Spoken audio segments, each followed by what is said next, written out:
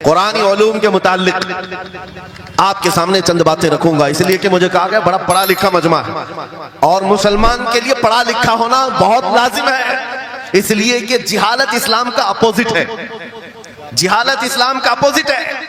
آپ کو ایک بات میں بتاؤں، جب بھی کہا جاتا ہے دور اسلام، یعنی حضور صلی اللہ علیہ وسلم کی آمد کے بعد کے حالات کو دور اسلام کہتے ہیں، اس سے پہلے والے زمانے کو دور جہالت کہتے ہیں، جبکہ اسلام کا اپوزٹ تو کفر ہونا چاہیے، کفر ہونا چاہیے۔ اسلام سے پہلے والے دور کو دور جہالت کہتے ہیں، اس لیے کہ بتانا ہے اسلام اور جہالت دو اپوزٹ چیزیں ہیں، دو اپوزٹ چیزیں ہیں۔ جاہل ہو اور مسلمان ہو اسے زیب نہیں دیتا جس قوم پر آنے والی کتاب ہدایت کا پہلا لفظ اقرا سے شروع ہوتا ہے، اقرا بسم ربک الذی خلق، قرآن کا پہلا لفظ جو آیا ہے وہ کس نام سے آیا؟ پڑھو اپنے رب کے نام سے۔ اور علم نہیں ہے تو کچھ نہیں ہے تمہارے پاس۔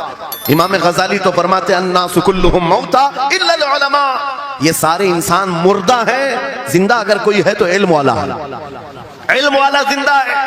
اور جہالت کی تاریکیوں میں بھٹکنے والے کی مثال ایسی ہے جیسے اندھیری کوٹھری میں بیٹھا ہوا ہے، کہیں روشنی کا آنے کا انتظام نہیں، اس کے سامنے حلوہ رکھو کہ گوبر رکھو، دونوں برابر ہے۔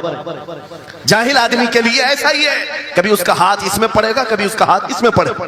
جب نظر نہیں آ رہا ہے تو حلوہ کو گوبر سمجھ کر کھا لے گا، اور کبھی گوبر کو حلوہ سمجھ کے کھا لے گا، غلاظت اس کے لیے برابر ہو جائے گی۔ لیکن علم کو کہا گیا العلم نور، علم روشنی ہے، جس کے پاس علم آتا ہے وہ تمیز سیکھ جاتا ہے، اس کے پاس اخلاق آ جاتے ہیں، وہ حلال و حرام کے فرق کو سمجھنے لگتا ہے، برے اور اچھے کے درمیان فرق معلوم ہونے لگتا ہے۔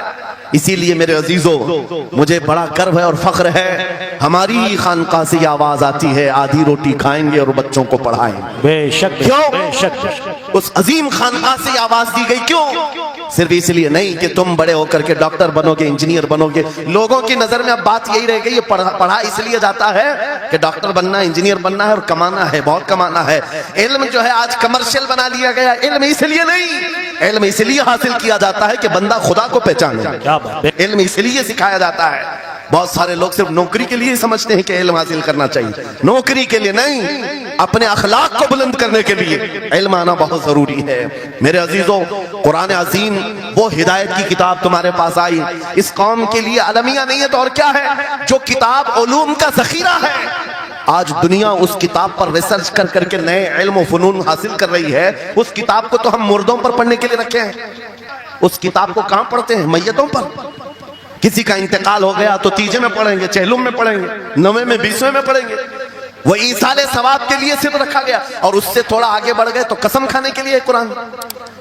آؤ چلو ہم قسم کھاتے ہیں قرآن پہ ہاتھ رکھ کر کے، قرآن پہ ہاتھ رکھ کے۔ میاں کیا قرآن قسم کھانے کی کتاب ہے؟ قرآن کی وہ آیت میں نے سب سے پہلے پڑھی، اللہ فرماتا ذالک الکتاب لا ریب فیہ، یہ وہ کتاب ہے جس میں شک کی گنجائش نہیں، اور یہ ہدایت ہے پرہیزگاروں کے لیے۔ اور قرآن میں 3 جگہ یہ لفظ آیا ہے، ھدی للناس، ھدی للمؤمنین، ھدی للمتقین۔ یہ سارے انسانوں کے لیے بھی ہدایت ہے، یہ سارے ایمان والوں کے لیے بھی ہدایت ہے، اور پرہیزگاروں کے لیے بھی ہدایت ہے۔ سب ہدایت الگ الگ انداز سے حاصل کرتے ہیں۔ بارش ایک ہی ہے برسنے والی، زمینیں الگ الگ ہیں، بہت نرم زمین ہو تو وہ زمین بارش سے فائدہ زیادہ اٹھاتی ہے۔ قرآن بارش ہدایت ہے، جس کے دل کی زمین جتنی نرم ہوگی اتنا وہ اس سے ہدایت اٹھائے۔ سبحان اللہ۔ اور آج حالات یہ ہیں، اے نوجوانوں اپنے دل پر ہاتھ رکھ کر کے بتاؤ قرآن کتنے لوگوں نے پڑھا ہے؟ اپنے دل پہ ہاتھ رکھ کر کے بتاؤ قرآن کتنی مرتبہ پڑھ لیا؟ کیونکہ قرآن پاک بہت سارے لوگ یہ سمجھتے ہیں مدرسے میں بچپن میں ایک بار پڑھ لیا تو اس کا ہدیہ ہو گیا، ختم ہو گیا ہے، اب اس کے بعد پھر ہماری میت پہ ہی پڑھا جائے گا، اسی لیے تو قرآن کے علوم سے ناواقف ہو گئے۔ ارے سمجھنا تو دور کی بات، دیکھ کر کے پڑھنا بھی مشکل ہے آج، لوگوں کا دیکھ کر پڑھنا مشکل ہو گیا قرآن۔ تمہارے پاس بہت ساری کتابیں نہیں ہیں، بہت سارے گرنتھ نہیں، بہت سارے وید نہیں ہیں جن کا شمار ہی نہیں ہے، تمہارے پاس اونلی ون، ایک کتاب قرآن پاک، ایسی محفوظ کتاب جس کے بارے میں اللہ تعالیٰ خود فرماتا ہے سورہ قمر میں وَلَقَدْ يَسَّرْنَا الْقُرْآنَ لِلذِّكْرِ فَهَلْ مِن مُدَّكِرٍ، ہم نے قرآن کو یاد کرنے کے لیے آسان بنایا ہے کوئی یاد کرنے والا؟ ہے کوئی یاد کرنے والا؟ اللہ جب فرما رہا ہے قرآن آسان ہے تو کون کہتا ہے یہ مشکل ہے؟ ہم نے خود اپنے ہاتھوں تباہی کو دعوت دی ہے. درس قرآن کو اگر ہم نے نہ بھلایا ہوتا, یہ زمانے نے زمانہ نہ دکھایا ہوتا, وہ زمانے میں معزز تھے. مسلمان ہو کر آج ہم خار ہوئے ہیں تاریخ قرآن ہو کر. کیونکہ یہ میں نہیں کہہ رہا ہوں, میرے آقا فرماتے ہیں خیرکم من تعلم القرآن وعلمہ, تم میں سے سب سے بہترین آدمی وہ ہے جو قرآن سیکھے اور دوسرے کو سکھائے. بے شک بے شک. سب سے بہترین آدمی وہ ہے قرآن کو سیکھے اور دوسرے کو سکھائے. آج نوجوانوں کے اندر ایک بڑی تعداد مجھے دیکھنے کو ملتی ہے, ان کو چھوٹی چھوٹی صورتیں بھی نہیں معلوم, قرآن دیکھ کر کے پڑھنا بھی نہیں آتا. بچپن میں ہمارے ماں باپ نے ہم کو سینے سے لگا کر کے قرآن مدرسہ بھیجنے کی عادت ڈالی تھی, اور جب اسکول جاتے تھے تو بستہ پیچھے لگا کے جاتے تھے. پتا ہوگا, اسکول جاتے ہیں تو بستہ پیچھے رکھ کے جاتے ہیں, اور قرآن پڑھنے کے لیے جاتے ہیں تو سینے سے لگا کے جاتے ہیں. یہ ہمیشہ سے ایک ریت رواج چلا, بزرگوں کا ڈالا ہوا کہ بیٹا قرآن ہمیشہ آگے ہوگا. لیکن شعور آنے کے بعد تم نے قرآن کو پیچھے ڈال دیا, پیچھے کو آگے کر دیا. کوئی علم ایسا نہیں جو قرآن میں موجود نہیں. وَنَزَّلْنَا عَلَيْكَ الْقُرْآنَ تِبْيَانًا لِكُلِّ شَيْءٍ, رب فرماتا ہے ہم نے قرآن میں ہر چیز کا واضح بیان اتارا ہے تم پر. اور سیدنا عبداللہ ابن عباس مفسرین کے سردار, رسول پاک صلی اللہ تعالیٰ علیہ وسلم کے چچیرے بھائی حضرت عبداللہ بن عباس کہتے ہیں لَوْ ضَاعَ لِي عِقَالُ بَعِيرٍ لَوَجَدْتُهُ فِي كِتَابِ اللَّهِ, کہتے ہیں اگر میرے اونٹ کی نکیل کی رسی بھی گم ہو جائے میں اس کو کتاب اللہ قرآن میں ڈھونڈ لوں گا, میں اس کو قرآن میں ڈھونڈ لوں گا. ان کے پاس علوم قرآن تھے. اور آپ کیا سمجھتے ہیں قرآن میں کیا نہیں ہے؟ سائنس کی وہ ایجادات کو اگر آپ لے کر کے بیٹھے, میں نے اپنا پورا بیان ریکارڈ کیا ہے 2 سال قبل ہی, یہاں وقت کی قلت ہے, میں آپ کے سامنے عرض کرتا ہوں.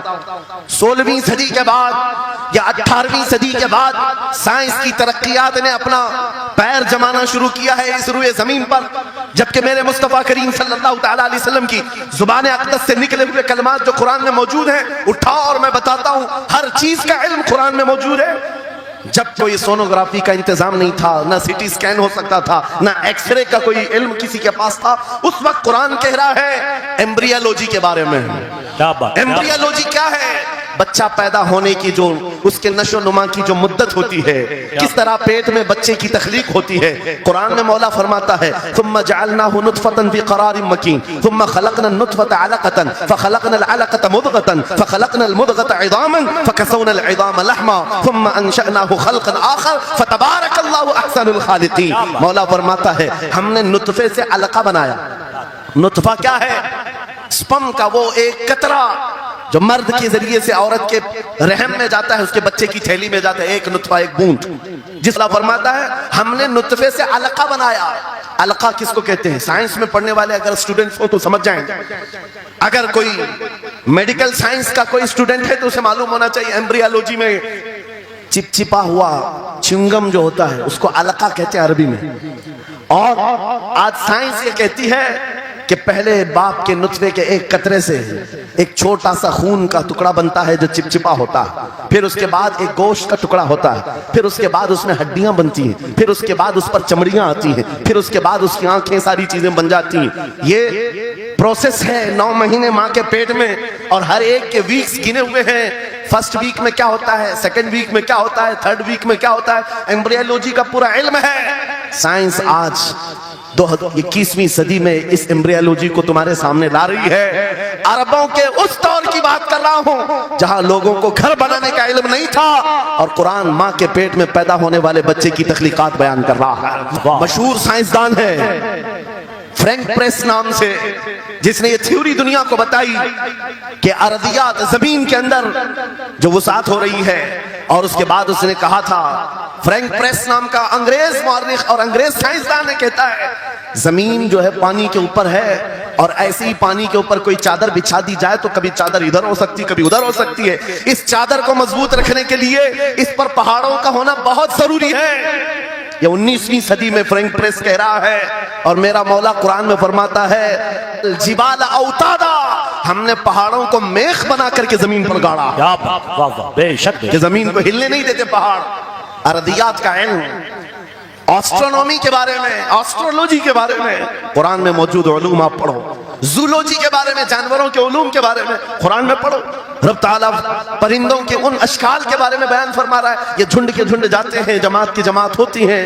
چونٹیوں کے بارے میں پوری سورہ موجود ہے، ان کے کھانا تقسیم کرنے کا طریقہ کیا ہے، ان کے ایک دوسرے کو پکارنے کا طریقہ کیا ہے، ان میں جب ایک چونٹی مر جاتی ہے تو اس کو دفنانے کا طریقہ کیا ہے۔ یہ کون بیان کر رہا ہے؟ یہ قرآن بیان کر رہا ہے، قرآن پاک بیان کر رہا ہے۔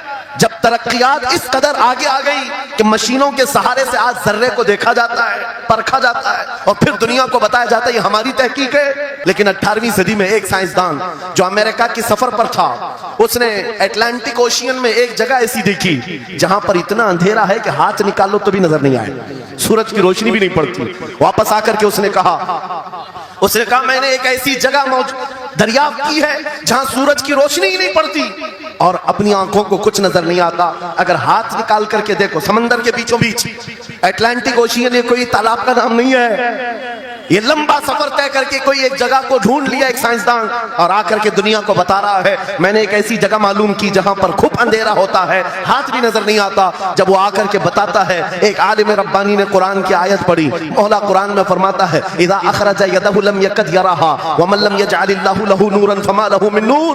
قرآن میں اللہ فرماتا ظلمات بعضها فوق بعض، ایک جگہ ہم نے ایسی بنائی ہے جہاں اندھیریوں پر اندھیریاں ہیں، جہاں ہاتھ بھی نکالو گے تو ہاتھ نظر نہیں آئے گا۔ قرآن میں 1400 سال پہلے یہ جب بات آئی، اس سائنسدان کو بتایا گیا، یہ تو اللہ نے قرآن میں بیان کیا ہے۔ اب اور تعجب کی بات کیا ہے سنو، وہ آیا سائنٹسٹ، کہا یہ کس کی بیان کی ہوئی کتاب ہے؟ کہا محمد رسول اللہ کی، مکہ میں پیدا ہوئے، مدینے میں زندگی گزاری، عقید دی۔ اس نے کہا میں ان کے بارے میں جاننا چاہتا ہوں، ہو سکتا ہے وہ سمندروں کے بہت بڑے ماہر تھے، وہ سمندری علوم کے بارے میں بہت کچھ جانتے تھے، انہوں نے زندگی کا بہت سارا حصہ سمندروں کے سفر میں گزارا ہوگا، اس زمانے میں ان کو اٹلانٹک اوشین میں موجود یہ اندھیرا کیسے پتا چلا؟ حیرت کی بات ہے، جب اس سائنسدان سے کہا گیا اے عزیز، حقیقی بات تو یہ ہے کہ پوری 63 سالہ زندگی میں میرے آقا ایک بار بھی سمندر کے پاس نہیں گئے، ایک بار بھی اتفاق نہیں ہوا۔ تب وہ کہتا ہے جو بندہ کبھی سمندر کے سفر پر گیا ہی نہیں اور وہ اٹلانٹک اوشین میں موجود اندھیریوں کی بات کرتا ہے تو پھر یہ اپنے پیٹ سے نہیں، یہ اللہ کی بات کر رہا ہے، کیا بات، بے شک یہ خالق سمندر کی بات کر رہا ہے جس نے وہ اندھیریاں پیدا کی، کہ جو ذخیرے اللہ تعالیٰ نے ہماری کتاب مقدس میں رکھے ہیں اس کو حل کرتے کرتے لوگوں کے بال سفید ہو گئے، اور تم تو اخلاق سیکھنے کے لیے ایسے لوگوں کے پاس جاتے ہو جن کو پیشاب کرنے کا طریقہ نہیں معلوم۔ کیا بات، بے شک۔ قرآن کے علوم کیا کم ہیں تمہارے پاس؟ قرآن پاک کے حساب، ریاضی، میتھمیٹکس کے فنڈے بہت کچھ ہے، فزکس کے بارے میں ہے، جغرافی کے بارے میں ہے، الجبرا کے بارے میں ہے، سائنس کے بارے میں ہے، یہ تمام علوم تو ایک مثال کے طور پر میں آپ کے سامنے رکھ رہا ہوں، لیکن افسوس میں اس قوم سے بات کر رہا ہوں جس قوم نے قرآن کو چھونا بھی بند کر دیا ہے۔ جا کر کے دیکھیں، آج ہی جا کر کے دیکھیں گھروں کے اندر تمہارے ٹی وی، فریج اور واشنگ مشین تو دھول سے صاف ہوں گے، روزانہ صاف کرتے ہوں گے، قرآن کو ہفتے ہو گئے کبھی چھوا بھی نہیں، گرد جمی ہوئی، دھول لگی ہوئی ہے۔ قرآن کے ساتھ یہ ناانصافی بند کر دو، قرآن کے ساتھ یہ دوہرا معیار بند کرو۔ آپ کو پتا ہے قیامت کے دن میرے آقا فرماتے ہیں جو دو چیزیں جس کی حمایت میں آ گئی اس کو جنت میں جانے سے کوئی نہیں روکے گا، اور دو چیزیں جس کے خلاف کھڑی ہو گئیں پھر اس کو دوزخ میں جانے سے بھی کوئی نہیں روک سکتا۔ حضور سے پوچھا گیا وہ دو چیزیں کیا ہیں؟ حضور فرماتے ہیں جس کی حمایت میں رمضان اور قرآن کھڑے ہو گئے اس کا جنت میں جانا طے ہو جاتا ہے، اور جس کے خلاف کھڑے ہو گئے رمضان اور قرآن، حضور فرماتے ہیں پھر اس کا دوزخ میں جانا طے ہو جاتا ہے۔ اللہ اکبر۔ اللہ کے رسول دانائے غیوب کائنات کے سردار میرے آقا دعا کرتے ہیں اللہم اجعل القرآن حجتا لنا لا حجتا علینا، یہ میرے نبی کی دعا ہے۔ آپ توجہ کریں، حضور جب یہ دعا کر رہے ہیں اے اللہ قرآن کو قیامت کے دن میرا حمایتی بنا، میرے خلاف نہ بنا، قرآن کو ہمارا حمایتی بنا۔ اے لوگوں ہم کون سی زندگی گزار رہے ہیں آج؟ بہت دور ہم آ چکے ہیں، بہت دور ہم آ چکے ہیں۔ آج قرآن کی تعلیم کو بھی اتنا سستا سمجھا جاتا ہے، اتنا سستا کہ آپ کے پاس اگر بچے کے پاس ٹائم ہوا تو مدرسہ بھیجو، نہیں تو چھوڑو جائے۔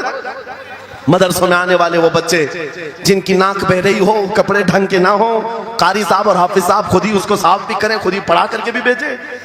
کیا تم اپنے وقت کی مشہور کانوینٹ اسکول میں بھی اسی طرح اپنے بچوں کو بھیجتے ہو؟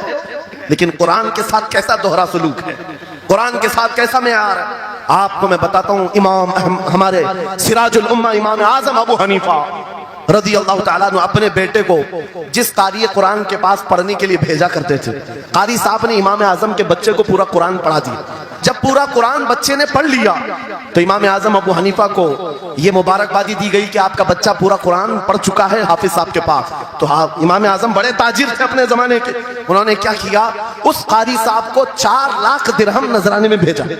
4 लाख दिरहम चांदी के सिक्के होते थे। इमाम आजम अबू हनीफा ने जैसे ही कारी साहब के पास जो कुरान पढ़ाए थे ये नजराना भेजा, इमाम आजम की बात बता रहा हूं, जब नजराना कारी साहब को पहुंचा उन्होंने देखा 4 लाख दिरहम मेरे पास आए, इतनी बड़ी रकम, बच्चे को खाली कुरान ही पढ़ाया था। दौड़े दौड़े वापस इमाम आजम अबू हनीफा के दौलत कदे पर आ गए, घर पर आए, कहा हुजूर आपसे मैं ये पूछना चाहता हूं कि गलती से तो ये रकम मेरे पास नहीं आ गई, ये किस लिए दी गई है? कहा कि ये तो आपने कुरान बच्चे को पढ़ाया, मैंने हदीयतन भेजा है। कहा हुजूर सिर्फ नाजरा कुरान ही तो पढ़ाया, इतनी बड़ी रकम। इमाम आजम अबू हनीफा ने कहा कारी साहब आज चले जाओ, और अपने बेटे को बुलाया, इधर आ बेटा, कल से इस हाफिज के पास पढ़ने के लिए तू हरगिज नहीं जाएगा, कल से इसके पास तू इल्म हासिल करने नहीं जाएगा। बच्चे ने पूछा हुजूर क्या हो गया? कहा जो बंदा मेरे 4 लाख दिरहम को कुरान से बड़ा समझता है मैं उसके पास अपने बेटे को नहीं पढ़ा सकता। मैंने तो कुरान का एक हर्फ की कीमत नहीं अदा की, उसने कुरान के ऊपर मेरी रकम को समझ लिया। आज हमने कुरान को कहां समझ लिया है? जीज़ान गिरामी वक़ार, हमारा ये दोहरा सलूक, हमारा ये दोहरा मेयार, कुरान के साथ जो हमारी नाइंसाफी है हमें अखलाकी पस्ती में लाकर खड़ा कर चुकी है, अखलाकी पस्ती में लाकर खड़ा कर चुकी है। अरे हम देख रहे हैं आयरा गैरा नत्तू खेरा हमें सिखाने आ रहा है, बढ़ाने आ रहा है कि तुम्हें डेवलपमेंट के बहुत सारी चीजें बताई जाती हैं कि तुम्हारी पर्सनालिटी डेवलपमेंट क्या होती है। बड़ी बड़ी कंपनियां आज पूछती हैं कि इसके पास पर्सनालिटी डेवलपमेंट है या नहीं। ये क्या है पर्सनालिटी डेवलपमेंट? कुछ बड़े बड़े शहरों के नौजवान हमारे पास आए थे, कहा हम कोर्स कर रहे हैं। कहा मैंने पूछा इसमें होता क्या है? कहा इसमें सिखाया जाता है बैठना कैसा है, लोगों से मिलना कैसे है, खाने के लिए बैठे तो चम्मच कहाँ रखना है, बर्तन कहाँ रखना है, लोगों से हैंडशेक कैसे करना है, ये सारी चीजें सिखाई जाती हैं। मैं नौजवानों से पूछा कि अच्छा कितने महीने का? कहा कहीं 6 महीने का, कहीं साल भर का।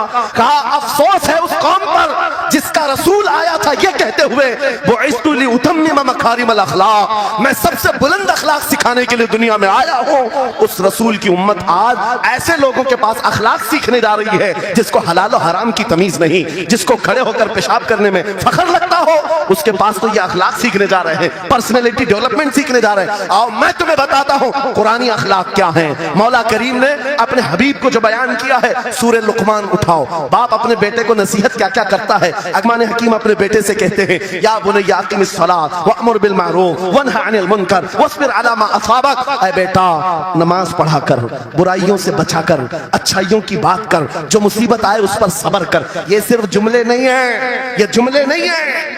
लुकमान हकीम ने अपने बेटे को जो डराया था, कुरान कहता है या बुनैया इन्नहा इन तकु मिस्काल हब्बतिन मिन खरदलिन फतकुन फी सखरतिन औ फी समाई औ फिल अर्दी याति बिहा अल्लाह। आज हर बाप को चाहिए कि ये नसीहत अपने बेटे को करे, अपने बच्चे को ये बात बताए, सुनो क्या लुकमान कहते हैं, बेटा बुराई अगर तूने कर लिया ये मत समझना कि मैं रात के अंधेरे में छुप कर लिया।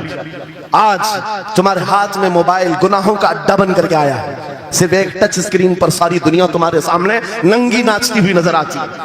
कितने नौजवानों ने अपने अखलाक का कत्ल कर लिया है, उनकी आंखें हया से नापाक हो गई हैं। कितने लोगों ने अपना नूर ईमान बेच दिया मोबाइल की स्क्रीन पर चलने वाली इन बेहया तस्वीरों पर। कितने तो फरेफ्ता हो गए, कितने जवानी बर्बाद कर चुके।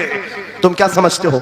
मेरे अजीजों, एक जवान ने मुझे बताया था, रात के वक्त मैं तन्हा मोबाइल लेकर बैठा था, अचानक पर्दा हिला तो डर लगा, जल्दी से स्क्रीन ऑफ किया बैठा। मुझे लगा माँ आई होगी, बाप आया हो, कोई आया होगा, लेकिन कोई नहीं। पर्दा हिला, एक बिल्ली आई थी, इससे भी डर लग गया। मैंने कहा पर्दे के हिलने से इतना डर है कि कोई आ जाए, तेरा ईमान कहां गया? वो मौला कहता है यअलमु खाइनतल अयुनि वमा तुख्फी सुदूर, वो रब तुम्हारे दिलों में गुजरने वाले हालात को भी देख रहा है, बेशक तुम्हारी आंखों की खयानत को भी वो देख रहा है। जब तुम्हारा यकीन ही खत्म हो गया तो क्या करोगे? तुम्हारे अंदर से हया निकल जाए तो जो चाहे करो, जो चाहे कर लो। आज लुकमान हकीम की वो बात मैं पेश कर रहा था, आज से 4000 साल पहले लुकमान हकीम कह रहे हैं अपने बेटे से, अगर बुराई तो आसमानों में जाकर करेगा या पहाड़ के अंदर घुस कर करे या जमीन के अंदर जाकर करे, کہیں پر بھی کر لے، جبکہ یہ تینوں چیزیں ان کے زمانے میں نہیں تھی، نہ پہاڑوں کے اندر جا کر کے کرنے کا تصور، نہ زمینوں کے اندر جانے کا، نہ آسمانوں میں اڑنے کا تصور، یہ سب آج کے دور میں ممکن ہے۔ اور لقمان حکیم کہتے ہیں اگر تو ان سب جگہوں پر جا کر کہیں پر بھی کرے گا، یأتی بہ اللہ، اللہ وہ تیرے سامنے لے کے آئے گا۔ بے شک بے شک وَمَنْ يَعْمَلْ مِثْقَالَ ذَرَّةٍ خَيْرًا يَرَهُ وَمَنْ يَعْمَلْ مِثْقَالَ ذَرَّةٍ شَرًّا يَرَهُ۔ تم اگر رائی کے دانے کے برابر بھی نیکی کرو اللہ وہ تمہیں دکھائے گا، رائی کے دانے کے برابر بھی برائی کرو اللہ تمہیں دکھائے گا۔ اخلاق سیکھنے کے لیے دوسری جگہ جاتے ہو، اگر یہ فارمولہ کسی کو یاد ہو جائے، میں کہتا ہوں سارے سی سی ٹی وی کیمرے بند ہو جائیں، اس بندے کو کوئی بہکا نہیں سکتا جس کے دل میں صرف اتنا خیال ہے کہ میرا مولا مجھے دیکھ رہا ہے، بے شک بے شک میرا رب مجھے دیکھ رہا ہے۔ اس کی نگرانی کے لیے کسی کیمرے کی ضرورت نہیں، کسی سی سی ٹی وی کی ضرورت نہیں۔ عزیزان گرامی وقار، بچوں کے دلوں میں اخلاق بعد میں آئیں گے، اللہ کا خوف ان کے دل میں ڈالو، اللہ دیکھ رہا ہے، ایک دن تمہیں حاضر ہونا ہے، سب لایا جائے گا، سب لایا جائے گا، جو کچھ کیا تھا، جو کچھ کہا تھا، سب لایا جائے گا۔ لقمان حکیم نے اپنے بیٹے کو اخلاق سکھایا، کیا سکھایا؟ وَاقْصِدْ فِي مَشْيِكَ وَاغْضُضْ مِنْ صَوْتِكَ إِنَّ أَنْكَرَ الْأَصْوَاتِ لَصَوْتُ الْحَمِيرِ۔ چلنا ہو تو میانہ انداز میں چلو، اعتدال کے ساتھ چلو، اور آواز کو نرم رکھا کرو۔ بے شک قرآن کہتا ہے سب سے بری آواز گدھے کی آواز ہے۔